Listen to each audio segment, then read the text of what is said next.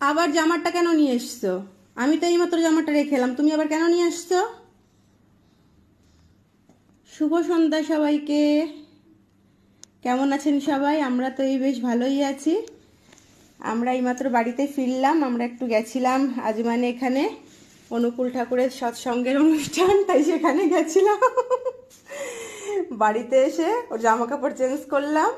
আর দেখুন কি করছে, জামা কাপড় ডাস্টবিনে ফেললো। এখন এটা কপাল পাখি। হ্যাঁ, তো জামা কাপড় ডাস্টবিনে ফেলছে। আর আমি গেছিলাম এই শাড়িটা পরে, এই ওখানে সবাই এই শাড়ি পরে গেছিল। তা আদি গেল পড়তে, বাড়িতে এসে আরবি পড়তে গেল, নিয়ে গেল ওর বাবা। আর এখন যা পায় তাই গিয়ে ডাস্টবিনে ফেলে, এত পাজি হয়ে গেছে।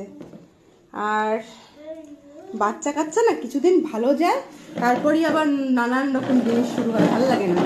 তারপর চলো চলো চলো চলো চলো, ওফো এত দুষ্টু করলে হয় না।